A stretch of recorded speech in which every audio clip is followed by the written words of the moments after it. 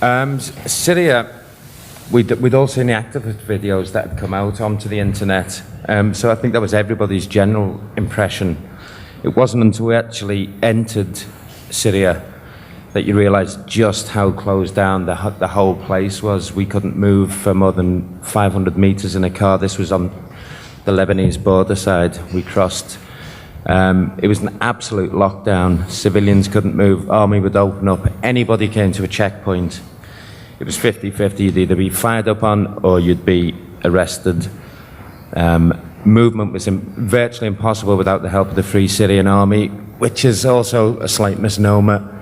These are very lightly armed people with guns that have been brought out either from when they left the army and joined. So they're not a well-equipped, heavily trained army. They are very much a scratch organisation who were vital to getting us to Bab Amra, which was the place that myself and Marie really wanted to get to. It seemed to be the heart of the opposition, and it was also the main target on the Assad's hit list, shall we say. But nothing prepared us for the actual situation in Bab Amra. Marie and I had spent over a year in Libya, 2 months in Misrata for the siege of Misrata, so we thought, rather smugly, we'd seen it all. But on entering Bab Amra, there wasn't, and this was in the dark, we were being fired on at night, we were coming through back roads. The situation was immediately apparent. This was the destruction. There wasn't a single building, a house, a car, a street, a tree that wasn't in some way scarred by battle. That was the evening when things were quiet. Come 6:30 in the morning, the shelling started, and it was unlike anything I'd ever witnessed in any of the war zones I'd been to. It was systematic and it was continual. It would start in one part of the neighbourhood. Bab Amra is in fact a very small neighbourhood. This wasn't Misrata where you could actually run somewhere. There is nowhere to run in Bab Amra. They would start, they would shell, they would move on 500 metres, and this would happen 16, 18 hours a day, indiscriminate shelling. There's no basements in Bab Amra, so effectively all the women, children who they were trying to protect really had nowhere to go. The best form of defence was to be in a 3-storey building, which meant that you could take 3 hits before you die.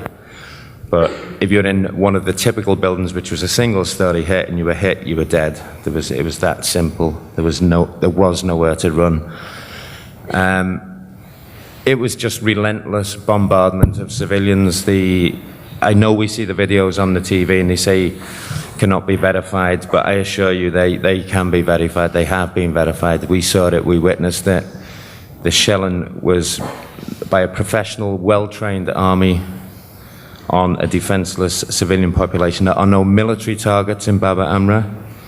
The FSA work in small 5 or 6 men units who will basically sit and hide in the rubble till a tank attempts to enter. They will try to fight off the tank with light weapons, RPGs, Kalashnikovs. They're not an offensive force, so essentially the regime could sit there, drink coffee, fire mortars, tanks, any weapon they chose they could fire, and did fire into the heart of Bab Amra with no fear of reprisal. There was no sense that this was a war zone where they had to fear a strike back, because there was never any strike back.